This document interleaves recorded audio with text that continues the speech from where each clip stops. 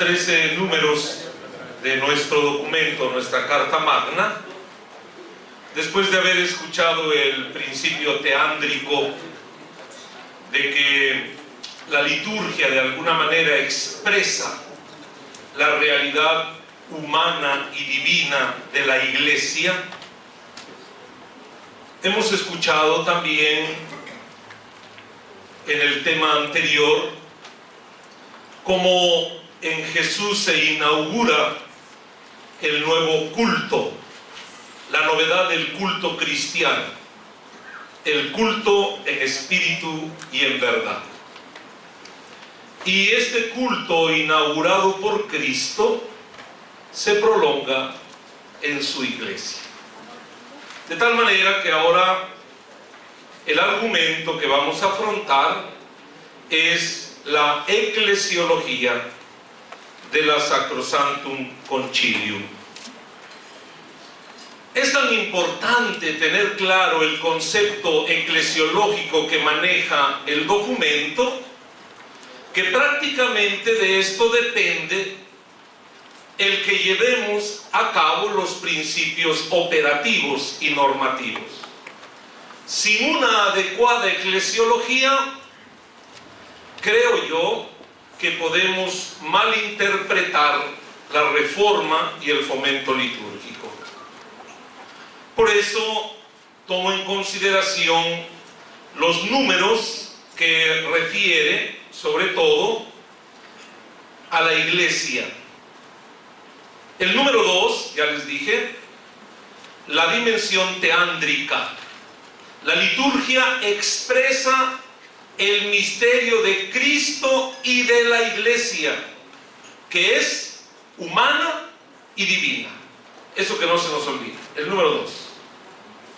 El número 3 y 4, esto no está ahí, estoy nada más enunciando dónde tocamos los puntos.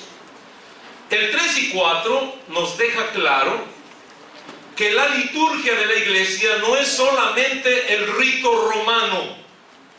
El concepto de iglesia es más amplio. Implica, acoge los ritos orientales, los hermanos mayores, el puente entre la cultura de Jesús y el rito romano. Porque a veces nos casamos demasiado con el rito romano y nos olvidamos de la riqueza neumatológica, eclesiológica, mariológica de los ritos orientales, entre otras cosas. Por ejemplo, en el rito matrimonial, todas las bendiciones nupciales, ¿no? Que en el rito romano no existe. Prácticamente ahí se quedó con lo jurídico contractual. El número 5, prácticamente al finalizar el número 5, nos deja claro que la Iglesia nace del costado abierto de Cristo. Es el enlace entre el 5 y el 6. Esta Iglesia que nace del costado de Cristo continúa, prolonga, actualiza el misterio pascual del cual el Padre Luis nos ha ya hablado. ¿Y cómo lo hace? Lo hace, como Él nos los dijo, a través de la palabra, a través de la sacramentalidad del tiempo litúrgico, a través de su cuerpo místico. En el término cuerpo místico está toda la eclesiología. Pero yo me centraré en el septenario, que no lo supera el Concilio Vaticano II. Prácticamente se reafirma el septenario sacramental.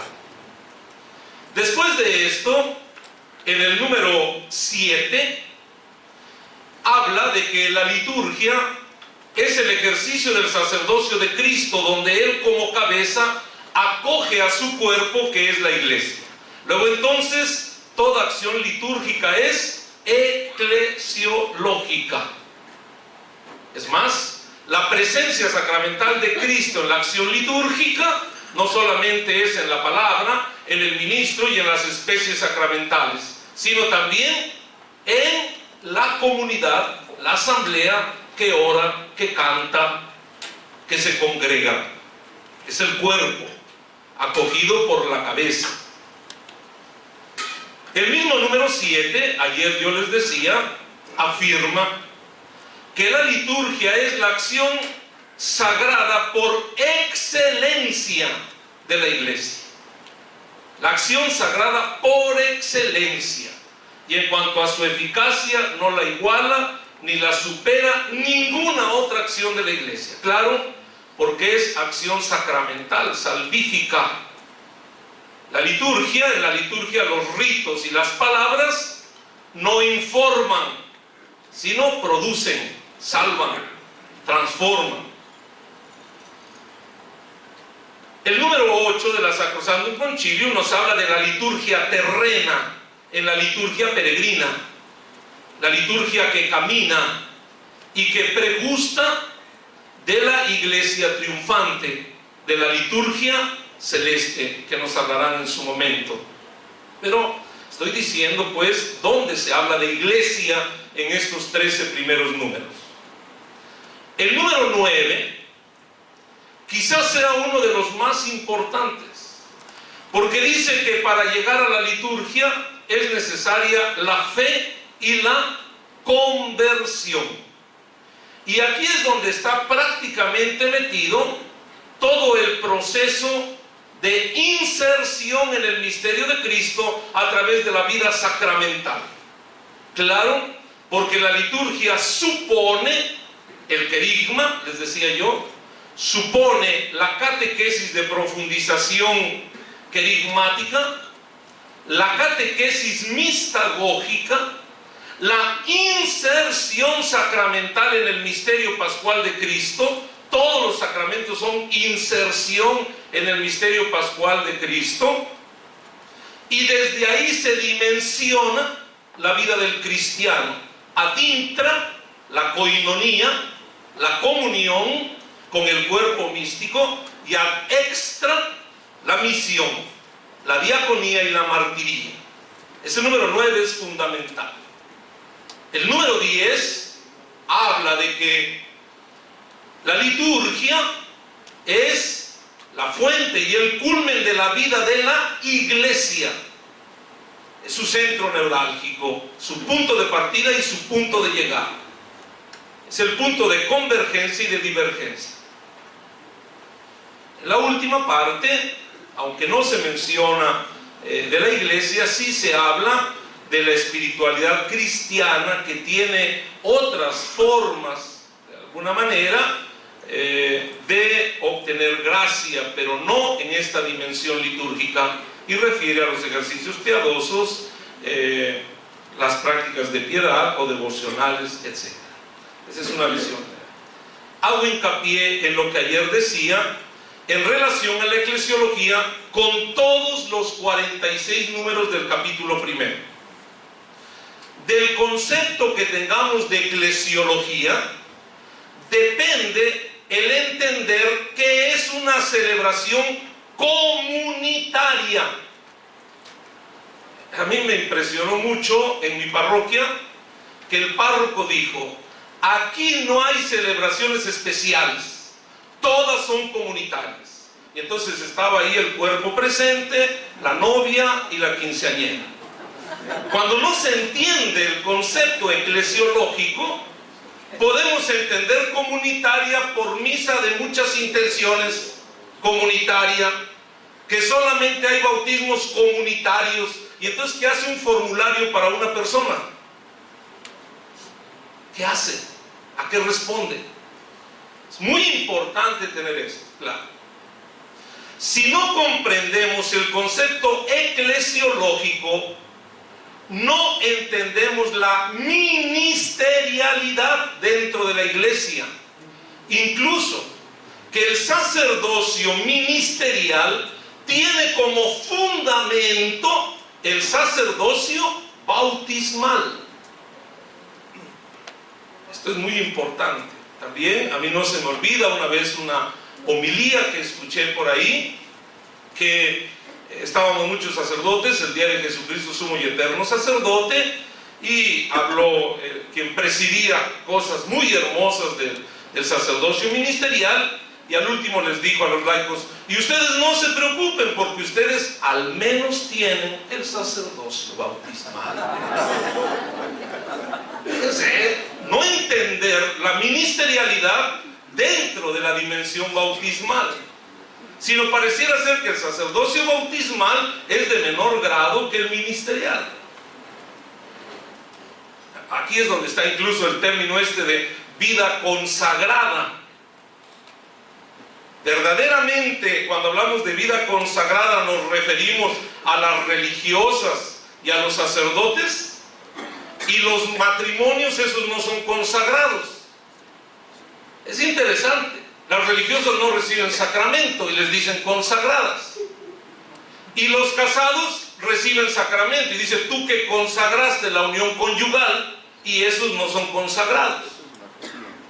Muchas veces pensamos que la consagración es la vida religiosa y la vida sacerdotal, y en realidad la consagración, lo decía Matías Saullé cuando vino a una de las semanas de liturgia, la vida consagrada empieza desde el bautismo, con la unción crismal. Entonces, es importantísimo el concepto de eclesiología para entender la ministerialidad. El otro elemento que hay que entender desde la eclesiología es la dimensión didascálica de la Iglesia. La Iglesia, en sentido estricto, dentro de la celebración, no catequiza ni evangeliza. Ella hace funcionar la palabra y el rito. Por eso les decía yo ayer, y así lo dice el número 9, la liturgia no agota la actividad de la Iglesia, supone lo otro. ¿Qué es lo que vemos en la actualidad? Que mientras no haya querigma y catequesis de profundización querigmática, la liturgia está llenando huecos en la celebración que no se llenaron en la evangelización y catequesis. Y entonces la homilía la ocupamos para evangelizar, la ocupamos para catequizar, la ocupamos para avisar, etc. Y tristemente estamos privando a la homilía y a la acción celebrativa de lo que le toca hacer, por llenar huecos que se quedan pendientes en la dimensión profética o de evangelización y catequesis. El otro aspecto que es importante, ayer ya lo enunciaba, es: si tenemos claro el concepto de iglesia, podemos entender el tema de la inculturación. Porque en el rito romano, si hay algún rito que sea abierto a la inculturación, es el rito romano, más que los ritos orientales. Quizá los ritos orientales son más cerrados en el tema de la inculturación. El rito romano se ha abierto más.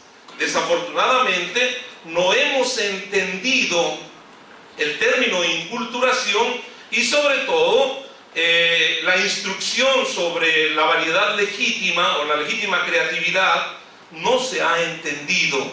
Y entonces también en el mal concepto de iglesia, de repente uno dice: ¿y este rito que está realizando el padre es el rito de la iglesia o es el rito del padre fulano?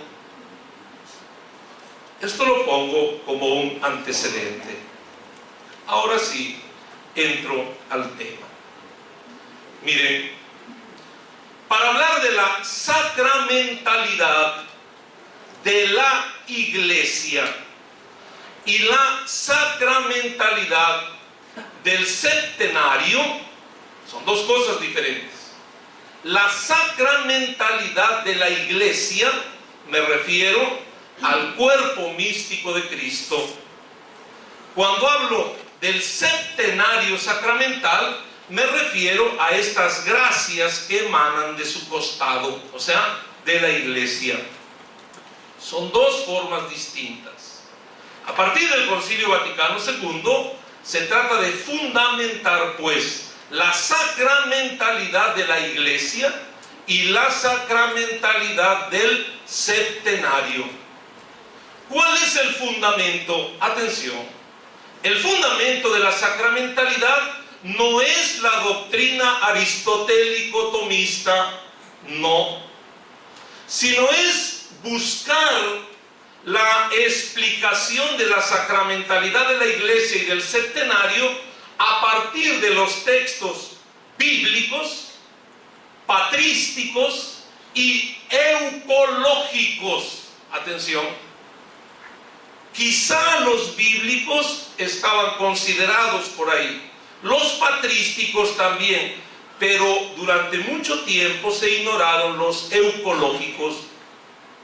Y no es difícil que haya textos eucológicos anteriores a la redacción de la Sagrada Escritura, o textos eucológicos de los cuales echaron manos los padres de la Iglesia.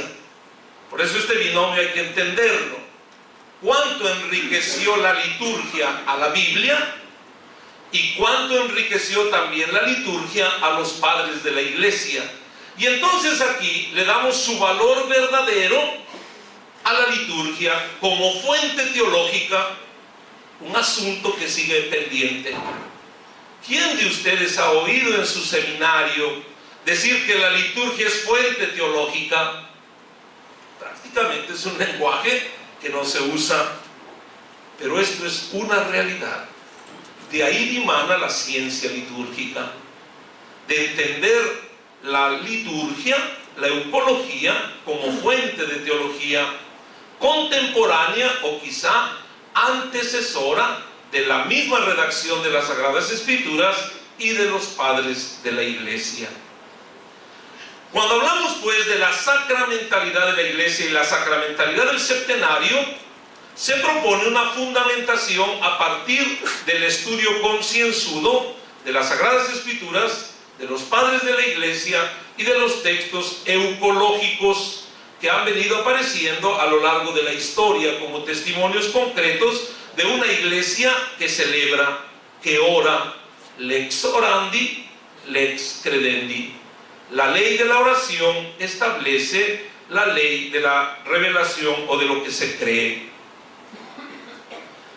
Cuando hablamos también de la sacramentalidad de la Iglesia, estamos hablando de que los sacramentos muchas veces se plantean desde diferentes perspectivas, pero casi siempre se maneja la misma terminología.